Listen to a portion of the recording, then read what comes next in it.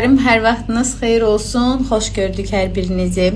Bu paylaşımım həm xanımlara, həm də bəylərə maraqlı ola bilər. Çünki maşallah son illər bəylərimiz də heç baxım mövzusunda xanımlardan geri qalmırlar.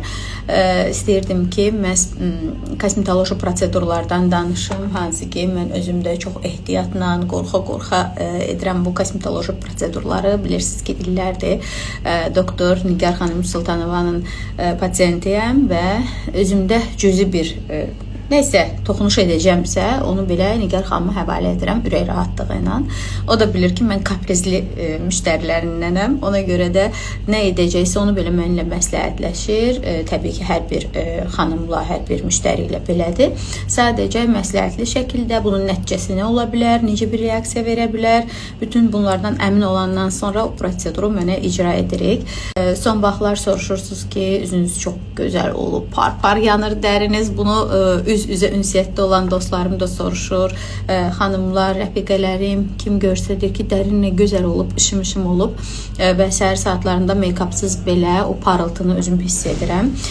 Çünki 5 və 7 nöqtə prosedur etmişik hər zaman olduğu kimi Nigar xanımla və mənim yeganə etdiyim botoksdur ki, bu da alın və göz ətrafı olan botoksdur.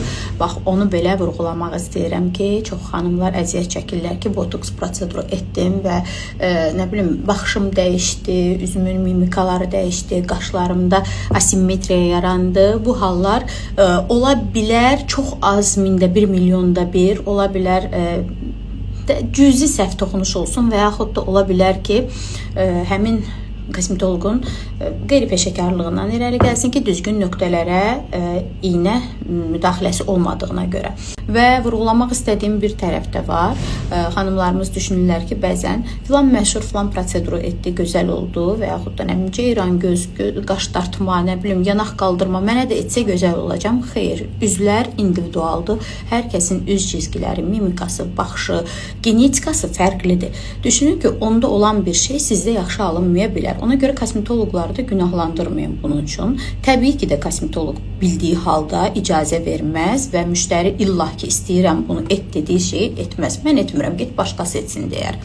Nigar'a ona görə təşəkkür etmək istəyirəm ki, son bir ayda artıq etdiyimiz botoksumuz çox keyfiyyətli və gözəl şəkildə tutub. Botoks bildiyiniz alın, qaş arası və göz ətrafı, bax, bu hissələrə olunur. Bunun belə doğru düzgün vurulması vacibdir. Çünki səliqəli və düzgün nöqtələrə vurulmadığı halda mimikalar dəyişə bilir. Abartıya əsla və əsla qarşıyam. Heç vaxt sevmədiyim bir tərəf olub. Öz görüntümü, cizgimi heç vaxt dəyişmək istəməmişəm.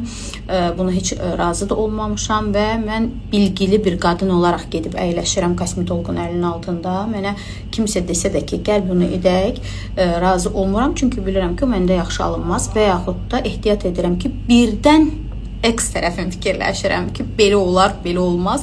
Yəni, bütün bunları nəzərə alaraqdan addım atmaq lazımdır. Amma artıq 3 ildir müraciət etdiyim kosmetoloqumdan çox razıyam. Niqum, sağ ol, nə yaxşı ki varsan, nə yaxşı ki səni seçmişəm. Sizi də sevirəm, öpürəm, gözəlləşin.